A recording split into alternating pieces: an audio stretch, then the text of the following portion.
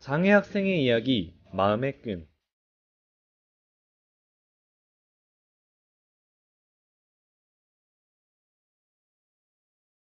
나는 귀머거리다 웹툰 작가는 9화에서 이렇게 말합니다. 애초에 이 세상이 장애를 지칭해도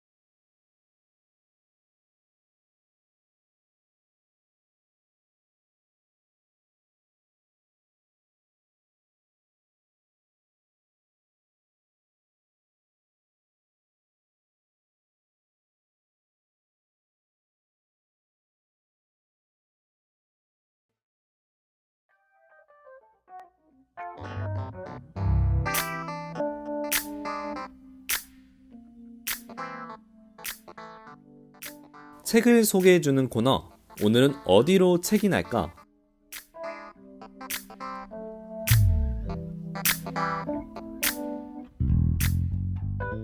힘들 때는 인간이 성장하고 있을 때야.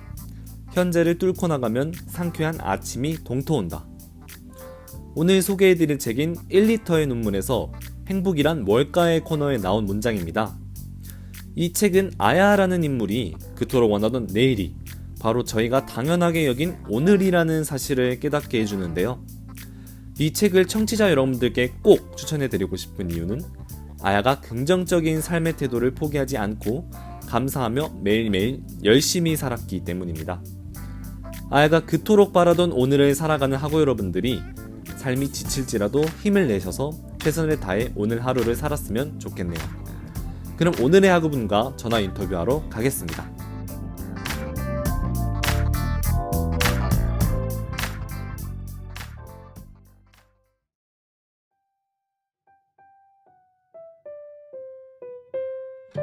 툭 웃음이 터지면 그건 너고 학우분들의 목소리 컬래버레이션.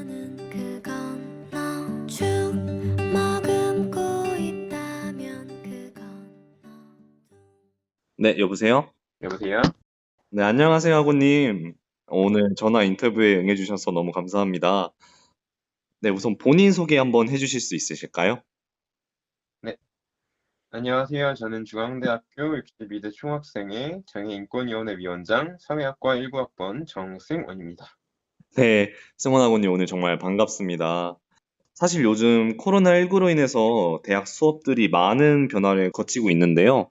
온라인 강의 중에서 장애 학생들이 겪은 불편한 점은 어떤 점이 있었을까요? 음, 우선 온라인 강의로 인해 시청각 장애 학생들의 불편함이 가장 컸습니다. 아, 네. 네, 청각 장애 학생들과 같은 경우는 교수님의 입모양이 보이지 않고 시스템 자체에 자막이 없다 보니 전문 인력과 자막을 도입해야만 했습니다. 시각장애 학생들과 같은 경우는 줌과 같은 실시간 플랫폼에 음성 접근이 잘 안 되거든요. 그래가지고 네네. 좀 많았습니다. 시각장애 학생들 같은 경우는 PDF 파일은 음성 접근이 잘 안 되거든요. 근데 음. 이제 온라인 강의로 바뀌어서 이런 과제들이 많아지다 보니까 어려움이 더 많았다고 말씀드릴 수 있습니다. 그랬군요. 그럼 이 부분이 어떻게 해결됐었나요? 우선 장애인은 이 문제를 해결하기 위해서 학교 담당 부서들에게 공문을 2월부터 전송을 했습니다. 네. 자막과 같은 경우는 근데 학교 측에서도 처음에는 어렵다고 하셔서 속기사나 이제 대본을 제공하는 방향으로 대체를 했습니다. 청각장애 학생들에게 저희가 그래서 가장 필요한 것이 무엇인지 당사자분들에게 직접 문자를 돌렸고, 당사자분들께서는 향후 미래를 위해서라도 혹은 지금에도 외국어 과목 같은 경우는 자막이 필요하다고 말씀해 주셨어요. 네네. 그래서 언론과의 인터뷰 시도를 해봤는데 이제 교내에서는 장애 학생의 이런 불편한 목소리가 나온 것이 장애 학생 지원센터가 일을 못해서 그런 거 아니냐라는 인식이 있었습니다. 잘못된 인식이죠. 네네. 그래서 충분한 인력이 없는 장지원에게 모든 탓이 돌아갔고 이 문제를 언젠가는 해결해야겠다고 저희는 생각을 했습니다. 음, 이런 구조적인 문제가 저희 학교만의 문제인지를 전 좀 살펴보고 싶어서 다른 학교들 알아봤는데 이제 다른 학교 같은 경우도 장애학생 지원하는 센터의 인력이 한두 명이고 장애학생은 네. 장애학생 지원센터에서만 지원을 받아야 하고 이제 그 협력하는 협력 단위들의 다른 학교 본부의 이런 연결 단위를 다 끊어놓는 거죠. 음, 그래서 이런 문제를 해결하기 위해서 이제 전국 장애인 차별체육회연대라는 곳에서 저희랑 간담회를 열자고 딱 이 순간에 연락을 주셨어요. 그래서 다른 대학교랑 이제 다 합쳐서 저희가 기자회견을 열 기회가 왔고 저희 학교 사례를 중심으로 이제 발언할 기회가 왔습니다. 그래서 광화문 앞에서 이거를 주제로 발언을 했는데 교육부 학생국장님이 저희에게 직접 만나서 이야기할 수 있는 기회가 있냐라고 말씀해 주셔서 제가 이제 장애인권위원회 대표로 가게 되었어요. 네네. 이 간담회에서 이제 본부의 전방위적 협력, 지표에서 이제 학교 평가 정도를 반영할 때 장지원과 얼마나 협력을 하는지를 이제 반영을 해달라고 말씀을 드렸고, 아까 말씀드렸던 그 실시간 화상 플랫폼 같은 거 있잖아요. 네네. 거기 접근이 가능하도록 하는 방안을 저희가 해달라고 일단 이야기를 했어요. 전문 이제 지원 인력 늘리고 그리고 교수 가이드라인 같은 경우를 교육부에서 직접 작성해줬으면 좋겠다라고 말씀을 질의응답을 했는데 저저번 주 정도에 이제 저희에게 공문이 왔고 그 공문 결과 저희와 이야기한 내용의 대부분이 다 반영이 되었더라고요. 네. 중앙대학교 장애학생 지원에서는 이 학기에도 계속 자막 지원이 되고 아까 말씀드렸던 장지원한테만 돌아가는 걸로 됐는데 이제 문제가 어느 정도 해결돼서 다른 데서 예를 들어서 교수학습 개발센터나 이런 데서도 일원화해서 함께 문제를 해결할 수 있도록 시스템이 조금씩 개방되고 저희도 문제 해결이 어느 정도 되어 있는 상태입니다. 아, 네. 정말 승원아고님이 여러 방면에서 힘써 주시는 것 같아서 제가 다 진짜 감탄이 나오네요. 노력하시는 거 정말 저도 뒤에서 항상 응원하고 있고요. 사실 다음 질문인데 이렇게 장애 당사자가 굉장히 학생 수로 단순히 따졌을 때는 적은 상황이잖아요.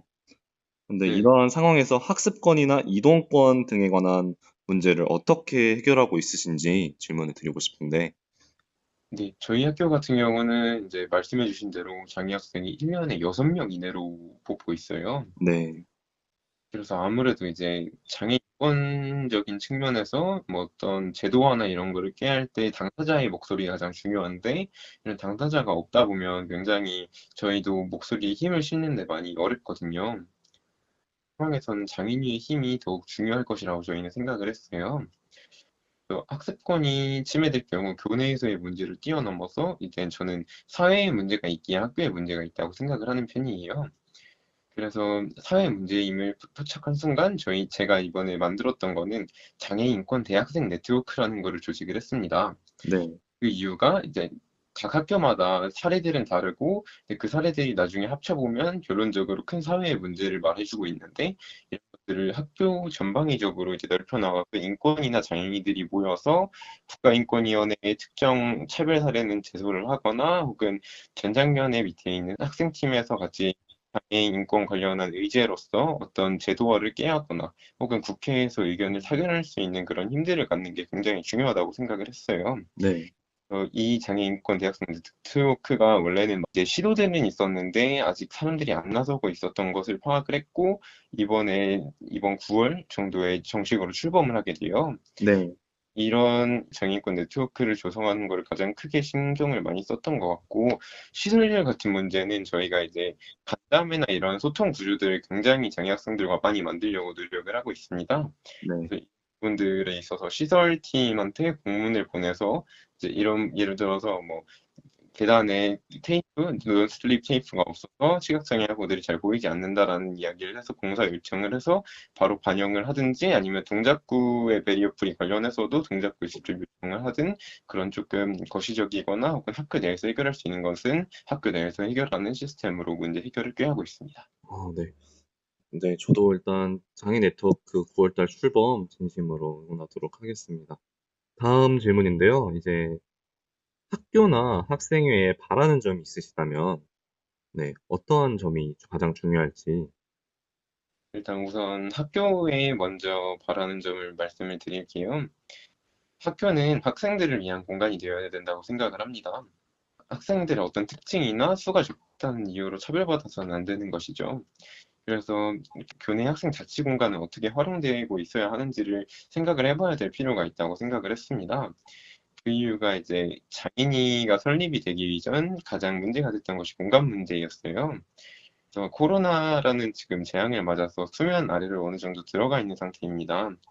하지만 이는 빠르게 해결돼야 할 문제이며 장애인권의 이제 자치권을 획득할 수 있는 문제가 공간으로서 해결이 될 수 있다는 이유 중 가장 큰 것은 사람들이 모여서 얘기할 수 있는 상황이 됐을 때 광장이라는 것이 중요한 이유가 우리가 함께 토론하고 의제화시킬 수 있는 그런 공간이 있다는 것이 굉장히 중요한 것이라고 생각을 했어요. 네, 그리고 다른 위원회와의 동등한 지위라는 부분에서도 당연히 필요하다고 생각을 했고 학교 측에서 이런 부분을 빠르게 반영해 줬으면 하는 바람입니다. 아까 말씀드렸듯이 학교에 장애 학생이 별로 뽑지 않잖아요. 네, 맞아요. 그런데 학교에서 지금 장애 학생들을 안 뽑는 학과 혹은 이제 아예 지원조차 못하는 학과들이 저희 학교엔 존재합니다. 이런 상황을 조금 빨리 해결해서 교육 기회 확대를 하기 위해서 저희는 올해 하반기에 입학처에 전화를 넣어서 혹은 이제 공문 형식으로 어떻게 조금 교육 기회를 확대해달라고 말씀을 드릴 생각이에요. 이런 부분을 빠르게 발전시켜 준다면 아무래도 교육 기회가 평등하게 제공되는 학교의 본분에 많은 학교가 이제 저희 중앙대고도 될 수 있을 것이라고 생각을 하고요. 이제 장애 학생들과의 소통, 이제 당사자들과의 소통을 할 수 있는 창구 또한 많이 열어줬으면 하는 바람입니다. 네, 여기가 학교에 말하는 점이고요. 학생 자치 영역에서는 저희가 그 어떤 학생회가 사이클 사업도 있고 기획 사업도 있고 혹은 정책 혹은 뭐 이제 홍보 사업들이 굉장히 많잖아요. 네, 이런 사업에서 베리어 프리라는 문화가 자연스럽게 이제 포함이 돼야 된다고 생각을 해서 베리어 프리 체크리스트나 이제 가이드라인 등을 모든 학생회에서 만들어서 우리 학교가 사전에 모든 것을 고려하고 있는 공존을 추구하는 학교의 문화가 싹트는 것을 바라는 바입니다. 아, 네, 감사합니다. 네, 저도 또 개인적으로 학생회 활동을 하고 있는 입장으로서 배리어 프리 항상 학생회 사업에서 마음속에 담아두고 사업 진행하도록 하겠습니다. 감사합니다. 네. 혹시 승원아고님 신청곡이 있으신가요? 저는 네, 김동률의 동행이라는 곡 신청하고 싶습니다. 아, 김동률의 동행이요? 네, 아, 네. 오늘 또 인터뷰 내용과 걸맞는 아주 좋은 선곡인 것 같습니다. 네. 그럼 이상으로 인터뷰 마치도록 하겠습니다. 전화 인터뷰에 응해주신 중앙대학교 62대 총학생회 장애인권위원회 위원장 정승원님, 오늘 정말 감사합니다. 수고하셨어요.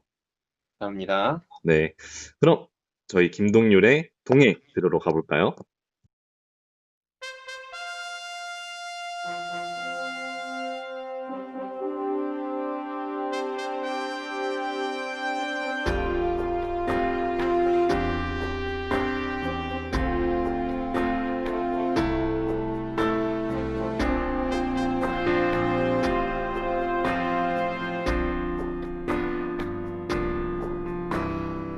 넌 울고 있었고 난 무력했지. 슬픔을 보듬기에 내가 너무 작아서 그런 널 바라보며 내가 할 수 있던 건 함께 울어주기. 그걸로 너는 충분하다고 애써 참 고맙다고 내게 말해주지만 억지로 괜찮은 척 웃음 짓는 널 위해 난 뭘 할 수 있을까. 네 앞에 놓여진 세상의 짐을 대신 다 짊어질 수 없을지는 몰라도 둘이서 함께라면 나눌 수가 있을까. 그럴 수 있을까. 꼭 잡은 두 손이 나의 어깨가 네 안의 아픔을 다 덜어내지 못해도 침묵이 부끄러워 부르는 이 노래로 잠시 너를 쉬게 할 수 있다면.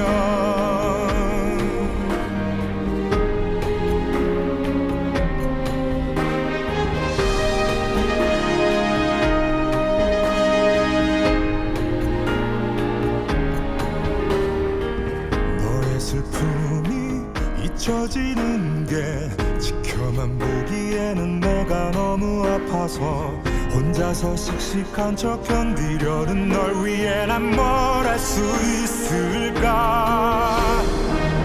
네 앞에 놓여진 세상의 벽이 가늠이 안 될 만큼 아득하게 높아도 둘이서 함께라면 오를 수가 있을까. 그럴 수 있을까. 내일은 조금 더 나을 거라고 나 역시 자신 있게 말해줄 순 없어도 우리가 함께하는 오늘이 또 모이면 언젠가는 넘어설 수 있을까.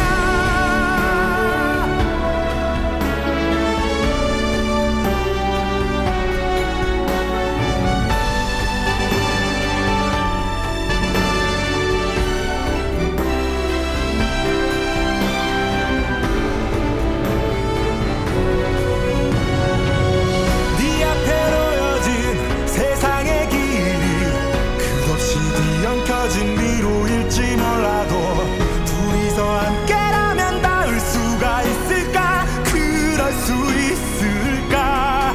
언젠가 무엇이 우릴 또 멈추게 하고 가던 길 되돌아서 헤매이게 하여도 묵묵히 함께하는 마음이 다 모이면 언젠가는 다 다를 수 있을까. 라리레선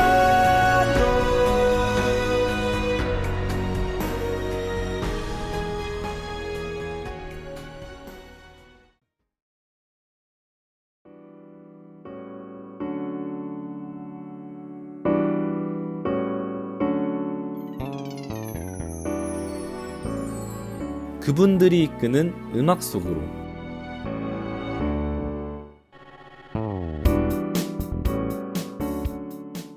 인터뷰를 마치며 마지막으로 소개해드릴 노래는 Earth, Wind and Fire의 September입니다. 영화 언터처블 1%의 우정의 OST로 나온 곡인데요. 저희 라디오의 시그널 뮤직이기도 합니다.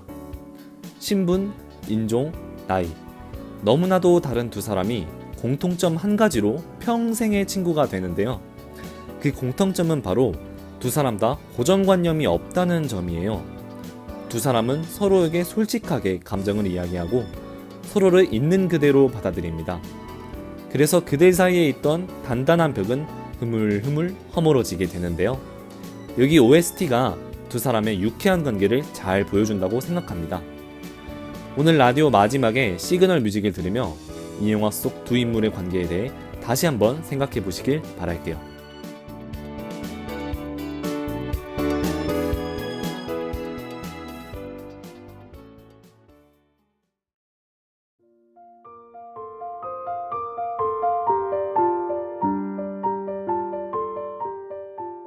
코로나19가 저희들로 하여금 주변을 둘러보게 만든다고 생각합니다.